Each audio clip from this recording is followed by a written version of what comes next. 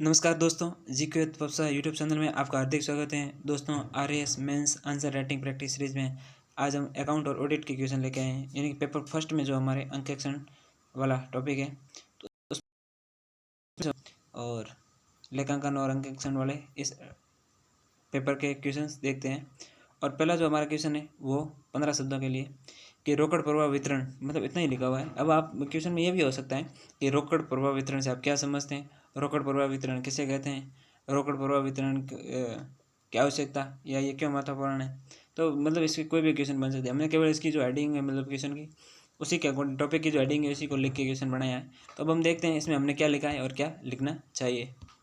तो हमने लिखा है कि किसी कंपनी द्वारा अपने वित्तीय वर्ष में वित्त के रोकड़ नकद प्रवाह स्रोतों का मूल्यांकन, यानी कि कहाँ कहाँ से किस स्रोत से जो पैसे आते हैं, कोषों की जानकारी, रोकड़ का व्यवसाय में उपयोग और विश्लेषण करना, इससे व्यवसाय में लाभ हानि का पता लगाना, और ये दैनिक, साप्ताहिक, मासिक, त्रैमासिक, वार्षिक और वार्षिक आधार पर तैयार किया जाता है। तो रोकड़ प्रवाह वितरण यानी कि जो एक तरीके से मनी फ्लो होता है, या जो हम कहते हैं कैपिटल का फ्लो, पैसे का फ्लो होता है, तो वो किस प्रकार कंपनी में आता है जाता है और दैनिक जीवन के कार्यों में किस प्रकार उपयोग में आता है। तो ये जो इसमें समझाना था या लिखना था, तो ये कंपनी के जो दैनिक जीवन में डे बाई डे, जैसे हम डे बाई डे की लाइफ में कहते हैं, तो किस प्रकार पैसे आते हैं, किस प्रकार पैसे जाते हैं, वो सब देखना पड़ता है, कहाँ खर्च होते हैं। तो क्योंकि बड़ी कंपनी होगी तो उसमें लेबर भी काम करेगी, और मतलब यानी कि प्रोडक्शन पे, जो मतलब प्रमोशन पे, बहुत सारे जो एडवर्टाइजमेंट में पैसे खर्च होते हैं, और जो कच्चे माल में भी पैसे लगते हैं। तो ये रोकड़ प्रवाह वितरण देखा गया कि जब बैलेंसिंग की जाती है या फिर जो उनकी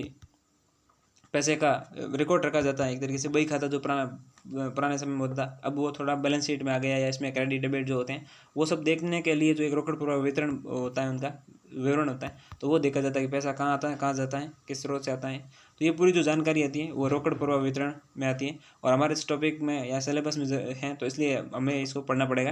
तो हम इस प्रकार देख सकते हैं। अब अगर ये देखा जाए कि हमारे ये क्या काम का है, कई बार दिमाग में ऐसा भी आता है, कई कैंडिडेट या मुझे भी पहले ऐसा लगता था कि ये रोकड़ बही वितरण वगैरह से हमें क्या करना है, हमारे तो मतलब यानी कि आरएस के सिलेबस में ये क्यों जोड़ा गया है। तो देखो, कभी कोई सिलेबस जोड़ा जाता है तो हमें सोचना चाहिए कि ये क्यों जोड़ा गया है। तो मान लीजिए देखो, अब आरएस तो ये पूरी भर्ती प्रक्रिया है, इसमें सारे पद आरएस के ही हैं, लेकिन देखो कोई जो है कोऑपरेटिव इंस्पेक्टर भी बनेगा, मतलब सहकारी निरीक्षक बनेगा, कोई उद्योग अधिकारी, जैसे मतलब उसमें सीनियर उद्योग अधिकारी की तो सीधी भर्ती आ जाती है, लेकिन उसमें अलग अलग पद होते हैं। तो इंडस्ट्रीज़ के लिए काम करने वाले, उद्योगों के लिए काम करने वाले, फिर जैसे डीएफओ वगैरह होता है, जिला फूड अधिकारी वगैरह, ये जो जो खाद्य अधिकारी होते हैं। तो विभिन्न प्रकार जो अधिकारी होती हैं। अब आरएस एक अधिकारी एसडीएम है, वो कहीं जाता है किसी उद्योग में, यहाँ क्या हो रही है, लापरवाही कैसे चल रही है, मतलब किस प्रकार पैकेजिंग हो रही है, मिलावट हो रही है, क्या हो रहा है, वो लोग कहाँ से पैसे 2 नंबर का लाते हैं, मतलब किस तरीके से वो कोई गलत काम तो नहीं कर रहे। तो उसकी थोड़ी बहुत बेसिक बना, मतलब किसी को एसडीएम को भी होनी चाहिए कि मतलब एक कंपनी में क्या होता है, उसका जो मनी फ्लो किस प्रकार से होता है, रोकड़ प्रवाह वितरण क्या होता है, वो रिकॉर्ड वगैरह कहाँ रखते हैं। तो मतलब एसडीएम है, तहसीलदार है, या फिर जो डीवाईएसपी है, तो मतलब जो भी आरएस अधिकारी हैं, मजिस्ट्रेट हैं, तहसीलदार, कार्यपालिक मजिस्ट्रेट वगैरह, तो इनको भी थोड़ी बहुत भनक होनी चाहिए, एक तरीके से थोड़ी बहुत जानकारी होनी चाहिए इस सिस्टम की, या फिर इस जो सरकार के जो अधिकार एक तरीके से जो विभाग हैं इनकी। तो उस वजह से क्या है कि किसी लोगों के साथ गलत हो रहा हो, किसी पे दबाव बना रहा हो, तो लाइसेंस देने के लिए या किसी भी प्रकार की उद्योगों से संबंधित लोगों पर ज़्यादा, कोई अगर उद्योग अधिकारी या फिर जो भी उद्योग से संबंधित जो मतलब इन संबंधित अधिकारी होता है वो ज़्यादा दबाव बनाए, तो इन सब की जानकारी थोड़ी बहुत क्या है, एक जो एरिया में प्रशासन होता है, और उसको भी होनी चाहिए, इसलिए शायद ये टॉपिक जोड़ा गया है। और मुझे जहाँ तक मेरी समझ है, मुझे मतलब इतना ही इसके बारे में जानकारी है। बाकी आप भी बता सकते हो कि हमारे सिलेबस में ये टॉपिक क्यों जोड़ा गया है। और बाकी ये भी है कि हमें भी थोड़ा बहुत इसके बारे में सामान्य जानकारी भी होनी चाहिए कि जो अकाउंट ऑडिट होती है वो भी मतलब उसमें भी ये एक टॉपिक होता है। लेट्स सी, अब देखते हैं हमारा नेक्स्ट जो वीडियो है, मतलब नेक्स्ट जो क्वेश्चन है वो भी 15 शब्दों के लिए एक छोटा सा क्वेश्चन लेके, मतलब इसमें आपको पता है 2 नंबर और 5 नंबर के क्वेश्चन ही बनते हैं, तो हम 2-3 क्वेश्चन छोटे लेके आए और 2-3 क्वेश्चन बड़े लेके आए। तो अगला जो हमारा क्वेश्चन है कि सामाजिक लागत से क्या तात्पर्य है, 15 शब्दों में बताइए। अब ये भी हो सकता है सामाजिक लागत किसे कहते हैं, सामाजिक लागत से आप क्या समझते हैं। तो मतलब यानी कि ये 15 शब्दों में 2-2 नंबर के छोटे छोटे क्वेश्चन है। तो देखिए, हमने इसमें ये लिखा है कि सार्वजनिक और व्यावसायिक संस्थाओं द्वारा अपने लाभों के अर्जन के महत्व, मतलब यानी कि लाभों के अर्जन को महत्व देने से पूर्व समाज द्वारा किए गए योगदान का आकलन करना, जैसे मानव श्रम, पर्यावरण, प्राकृतिक संसाधनों का दोहन आदि प्रत्यक्ष अप्रत्यक्ष मूर्त अमूर्त रूप में सामाजिक लागत का निर्धारण करते हैं। मतलब सामाजिक जो लागत बनती है, मतलब जैसे कोई कंपनी की होती है, वो कॉस्ट, उस प्रोडक्ट की कोई भी कॉस्ट होती है, तो वो मतलब कॉस्ट होती है। लेकिन उसमें ऐसा नहीं है कि कंपनी तो कहीं से कहीं कच्चा माल लेके आई है, फैक्ट्री है जो कच्चा माल लेके आई है, वो कहीं से कहीं संसाधन लेके आई है। मान लीजिए कोयला लेके आई है, कोई जैसे कंपनी है कोयला लेके आई है, तो क्या करी, प्रकृति के साथ एक तरीके से हस्तक्षेप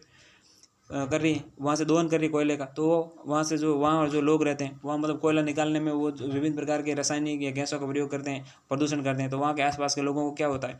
उसको वायु प्रदूषण से उनके विभिन्न प्रकार की जो श्वास संबंधी बीमारी हो सकती है एक तरीके से, तो विभिन्न प्रकार की बीमारियाँ फैलती हैं। तो कंपनियों को ये सब ध्यान में रखते हुए जो मतलब इन्हें अपनी कॉस्ट निकाली जाती है, तो वो मतलब जैसे कि इतने रुपए वो कमाएंगे। मान लीजिए कि वो एक प्रोडक्ट्स है या कोयले से, मतलब कोयला उनके 30 रुपये किलो बिक जाता है, तो मतलब बिक रहा है, या वो कोयले से अगर वो कोई और चीज़ें बना रहे हैं, तो वो मतलब उसके 50 रुपये किलो बिक रही है, उसकी एक प्रोडक्ट की प्राइस 50 रुपये है। तो उसमें से वो कम से कम 5 रुपये या कम से कम इसका 5%, मतलब 2 ढाई 5 रुपये भी वो क्या अगर सामाजिक सेवा CSR में देते हैं, या मतलब वो उस लागत में ही निर्धारित करते हैं कि हम इतना जो समाज कल्याण के लिए या पर्यावरण संरक्षण के लिए देंगे, तो ये एक तरीके से कहा जाता है सामाजिक कॉस्ट। तो मतलब प्रोडक्ट जो कोई भी प्रोडक्ट होता है, तो उसकी केवल इकोनॉमिकली कॉस्ट ही नहीं होती है, या फिर मार्केटिंग कॉस्ट ही नहीं होती है, उसमें मतलब एक सामाजिक लागत का भी जो ऑप्शन होता है। तो वो क्या इस चीज़ों को भी ध्यान में रखते हैं। तो मार्केट में जब प्रोडक्ट लॉन्च होता है, तो वो कहते हैं, जैसे आपने देखा होगा क्लासमेट का जब रजिस्टर आता है, क्लासमेट जो नोटबुक आती है, रजिस्टर आता है, उसके पीछे लिखा होता है कि हमारी प्रत्येक बुक में से या प्रत्येक जो रजिस्टर या मतलब पीस जो उसका सेल होगा, उसका 1 रुपया, मतलब यानी कि प्रत्येक में से 1 रुपया क्या गरीब और वो कहते हैं असहाय लोगों के लिए, अनाथ आश्रम या बच्चों के लिए, पर्यावरण के लिए वहाँ जाएगा। तो वो गरीब बच्चों के लिए शिक्षा के लिए खर्च करते हैं। तो इस प्रकार जो एक सामाजिक लागत को हम समझ सकते हैं। अब हम अगर सामाजिक लागत ऐसे याद नहीं आ रहा, तो ये ऐसे बातें अगर सुनी हुई होगी या फिर ऐसा हमें थोड़ा बहुत आइडिया होगा, इतना हम सोच पाते, तो ये चीज़ें हमें वहाँ मतलब अपने आप याद आ जाती है। तो यहाँ मानव श्रम, पूंजी, पर्यावरण, प्राकृतिक संसाधन आदि का जो है कंपनी ध्यान रखती है, उसके आधार पर जो अपनी प्रोडक्ट की जो प्राइस वो डिसाइड करती है, या लागत में ये भी काउंट होता है। हम आगे बात करते हैं। अगला जो हमारा क्वेश्चन है 50 शब्दों के लिए है, और ये क्वेश्चन है कि कार्यशील पूंजी का महत्व क्या है, मतलब कार्यशील पूंजी की क्या इंपॉर्टेंस है एक व्यवसाय या एक बिजनेस में, वो हम देख लेते हैं। तो यहाँ लिखा हमने कि व्यवसाय के दिन प्रतिदिन के कार्यकलापों में कार्यशील पूंजी की भूमिका महत्वपूर्ण होती है। डे बाई डे कार्यशील पूंजी, एक मतलब नाम में ही लग रहा है कि मतलब जो कार्य कर रही है वो पूंजी, यानी कि डे बाई डे लाइफ में जो काम कर रही है। एक तो मान लीजिए कुछ पैसे हैं कहीं इन्वेस्ट कर दिए, और बहुत बड़ा इन्वेस्ट है, और 3 4 मतलब सालों 5 सालों के लिए एग्रीमेंट हो रखा है, तो वो अलग बात होगी, वो निवेश से कब वापस आएगा, रिटर्न लेके आएगा, अच्छी बात है, लेकिन बहुत समय बाद। एक डे बाई डे लाइफ में होती है कि आज सुबह मान लीजिए तो कंपनी शुरू होते ही कुछ और खर्चा गया, स्टार्टिंग में कंपनी में मतलब कोई डे बाई डे काम के लिए यूज़ में हो गया। मान लीजिए कोई कंपनी शुरू करने से पहले हम छोटी सी दुकान की बात करेंगे, तो क्या दुकान आपने खोली है और वहाँ जाओगे, आप दुकान पे सबसे पहले क्या पानी का कैंपर लाना पड़ेगा आपको, तो मतलब 20 रुपये 30 रुपये जो भी खर्च करके सबसे पहले पानी का कैंपर लेके आओगे, फिर अपनी दुकान खोलो, वहाँ तो रखना पड़ेगा, क्योंकि कस्टमर को बोलते हैं पानी पिलाओ, तो आपको पानी पिलाना पड़ेगा। तो एक छोटी बेसिक और साधारण उदाहरण इसलिए दें हम उस चीज़ों को समझ पाएँ। तो ये होती है कार्यशील पूंजी। तो मतलब कंपनी के लिए प्रॉफिट हो या ना हो, कंपनी ने कुछ दिन भर में कमाया हो ना कमाया हो, लेकिन कार्यशील पूंजी है जो वहाँ जहाँ दैनिक जो प्रतिदिन के कार्यकलाप होंगे, वहाँ तो खर्च उसको होना ही पड़ेगा। हालांकि ऐसी बात नहीं है, ये छोटी छोटी जो खर्च होती है, लेकिन कंपनी का जो बड़ा निवेश होता है, इन्वेस्टमेंट होता है, वो प्रॉफिट लेके जाता है, रिटर्न लेके जाता है।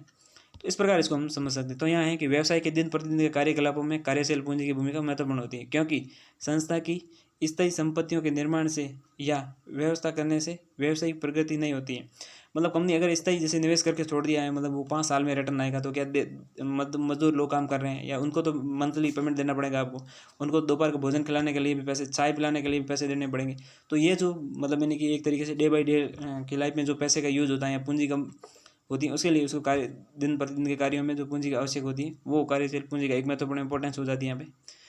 और फिर हमने लिखा कि क्योंकि संस्था की स्थायी संपत्तियाँ निर्माण या स्थायी संपत्तियों के निर्माण से या व्यवस्था करने से व्यवसायिक प्रगति नहीं होती, बल्कि दैनिक आवश्यकता के वित्तीय एवं गैर वित्तीय संसाधनों का प्रबंध आवश्यक है। अब गैर वित्तीय हो सकता है कि मतलब यानी कि हम ये केवल इसको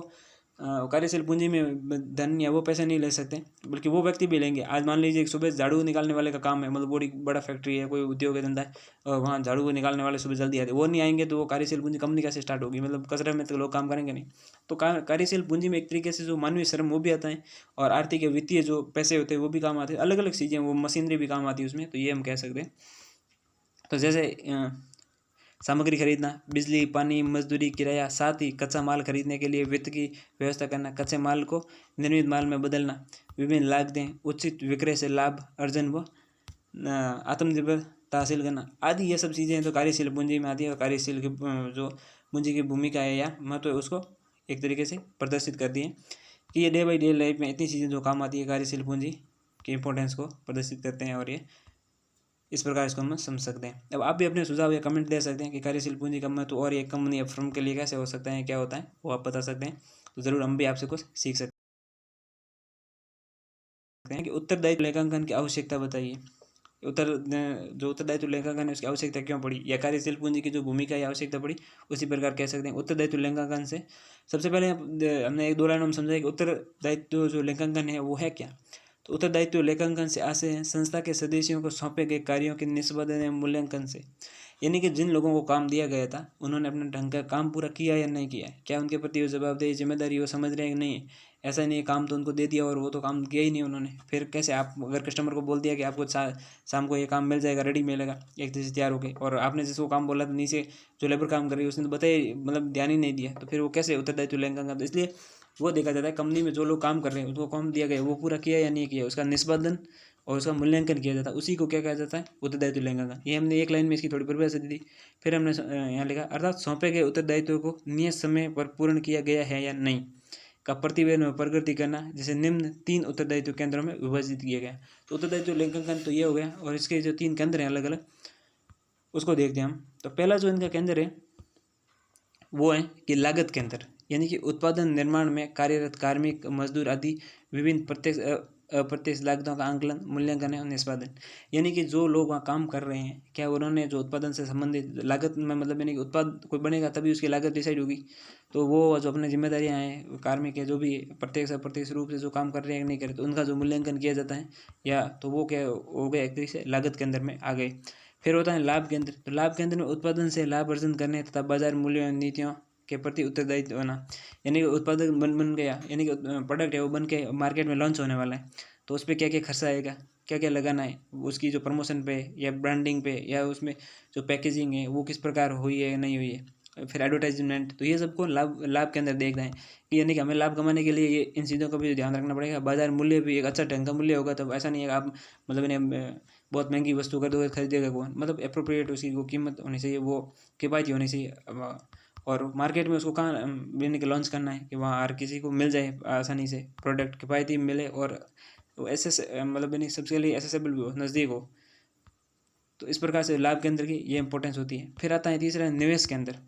प्रबंध द्वारा संस्था में होने वाले निवेश एवं आगतों के लिए उत्तरदायी होना, यानी कहाँ कहाँ से निवेश आने वाला है, तो उसके लिए क्या है एक तरीके से जिम्मेदार होना। निवेश कर रहा है कोई तो उसको वही बताना कि आपको इतने जो % लाभ मिलेगा, इतने टाइम के बाद आपको जो प्रॉफिट है रिटर्न मिलेगा, तो उसकी भी वो जो पूरी करी एक तरीके से केंद्र होती है। तो ये 3 जो केंद्र होते हैं उत्तरदायित्व लेखांकन के, तो उनकी आवश्यकता ये हमने बताई है, और इस प्रकार इसकी जो इम्पोर्टेंस रहती है।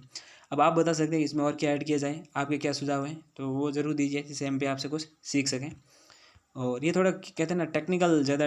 टर्मिनोलॉजी होती है पूरी, मतलब जैसे हम पढ़ते हैं तो क्वेश्चन ऐसा लगता है पता नहीं कहाँ से आ गया है, और थोड़ा अपने आप में अलग लगता है, तो ये ज़रूर हो सकता है ऐसा, लेकिन हमें तो क्या है कि पढ़ना पड़ेगा, और कहते हैं समझ में आ जाए तो अच्छी बात है, नहीं तो फिर रटना तो पड़ेगा, क्योंकि ये स्कोरिंग सब्जेक्ट है और इसको स्किप भी नहीं कर सकते हैं, और स्कोरिंग है, इसके नंबर मिले नहीं मिले। लेट्स सी, अब देखते हैं अगला हमारा जो क्वेश्चन है कि सामाजिक अंकेक्षण से आप क्या समझते हैं, सोशल ऑडिट क्या होती है, ये सामान्य अंकेक्षण से किस प्रकार भिन्न है, मतलब जनरल जो एक तरह से ऑडिट है उससे ये किस प्रकार डिफरेंस है, ये भी देख लेते हैं। तो किसी वित्तीय संस्थान में, हमने इसमें लिखा कि किसी वित्तीय संस्था के अंकेक्षण में सामाजिक प्रतिनिधित्व और संस्था द्वारा अपने सामाजिक दायित्व जैसे CSR जो सोशल कॉर्पोरेट सोशल रेस्पॉन्सिबिलिटी है के निर्वहन के लिए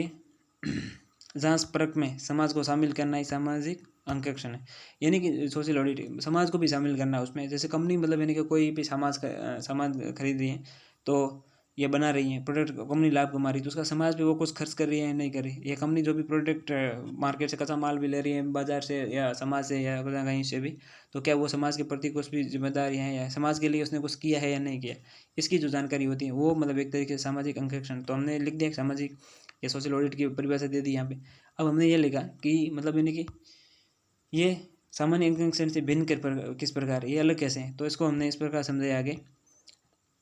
ये कंपनी का समाज के प्रति सहयोग है, योगदान है और देश की खुशहाली के लिए होता है।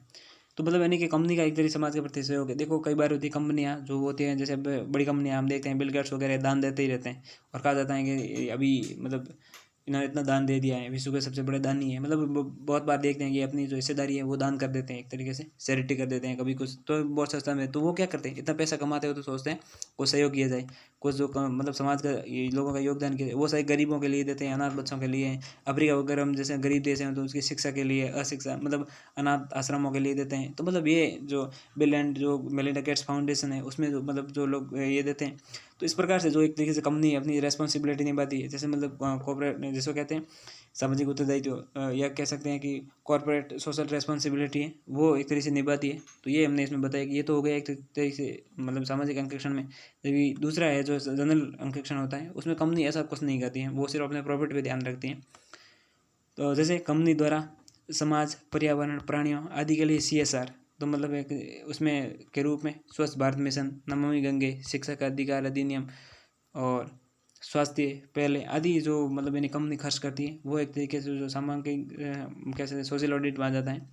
और या फिर कैसे सामाजिक अंकेक्षण में ये लिखा जाता है, कंपनी का जो ब्लॉक सामाजिक अंकेक्षण वाला कॉलम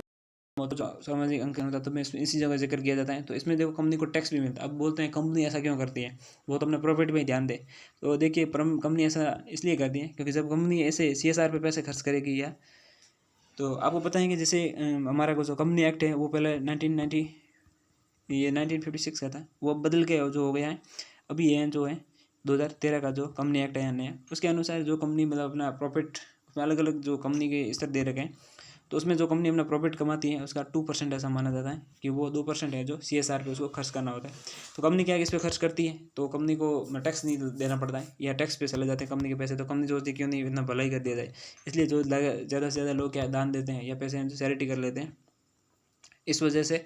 जो कंपनी ये शो करती है हमने उनके लिए ये किया, उनके लिए ये किया, समाज के लिए ये किया, तो कंपनी पे टैक्स कम लगता है इन पैसों पे। तो इसलिए कंपनी जो CSR वगैरह या फिर सामाजिक ऑडिट करवाती, खुद करवाती कंपनी अपनी तरफ से, और बाह्य जो एजेंसी होती है वो भी करवाती। नहीं तो कंपनी धांधली कर दे कि हमने इतना कुछ कर दिया, लेकिन बाह्य जो सरकारी ऑडिट होती है वो फिर आती है देखती हाँ कंपनी का एक तो आंतरिक ऑडिट हो गया, इंटरनल ऑडिट, एक एक्सटर्नल ऑडिट होता है। एक्सटर्नल जो सरकार भेज दी, हाँ देखो कंपनी को सेव करो, कंपनी बात तो कर रही है कि भाई CSR भी इतने खर्च कर दिए, रियल में कुछ किया या नहीं किया, तो फिर वो चेक करते हैं, सब खाते खंगोलते हैं, फिर कई बार कंपनियां पकड़ी भी जाती हैं। तो ये होता है। फिर हमने लिखा कि सामान्य अंकेक्षण में केवल कंपनी के आंतरिक एवं बाह्य अंकेक्षण द्वारा कंपनी के वित्तीय विवरण, लेखों या फिर बहियों वो गड़बड़ियों को पता लगाकर, त्रुटियों गड़बड़ियों का पता लगाकर व्यवसायिक वास्तविक स्थिति का पता लगाया जाता है। तो भाई सामान्य अंकेक्षण है उसमें तो क्या है, कंपनी के इंटरनल मतलब कंपनी के कोई मतलब इंटरनल जो ऑडिटर होगा वो चेक कर लेगा, अंकेक्षक होगा, या कोई बाह्य बुला के कंपनी निजी को उसने प्राइवेट को बुला के चेक करवा दिया। लेकिन जब सरकार भेज दी है अब चेक करिए कुछ है या नहीं है, मतलब कंपनी सही कर रही है गलत कर रही है, तो वो देखा जाता है। तो ये हो गया क्या है, जनरल जो मतलब एक अंकेक्षण है ऑडिट हो गई। लेकिन जो सोशल ऑडिट है वो मतलब इस प्रकार होती है। तो इनमें हमने जो गैप एक तरीके से अंतर है वो देखा। तो उम्मीद करते हैं ज़रूर आज जो हमारी अकाउंट और ऑडिट वाला जो पेपर फर्स्ट में लेखांकन अंकेक्षण वाला जो पार्ट है उसमें मैं क्वेश्चन डिस्कस किए, तो ज़रूर आपको भी कुछ सीखने को मिला होगा। और आप अगर कमेंट करेंगे और कुछ सुझाव देंगे जैसे हमें भी कुछ सीखने को मिलेगा। इसी प्रकार हमारे सीखने सिखाने का ये क्रम जारी रहेगा। और उम्मीद करते हैं आज आपने ज़रूर कुछ सीखा होगा। और अगर हमारा यह प्रयास या पहले या वीडियो आपको पसंद आया हो तो इसको लाइक करिए, शेयर कीजिए, कमेंट कीजिए और चैनल को सब्सक्राइब कीजिए। धन्यवाद।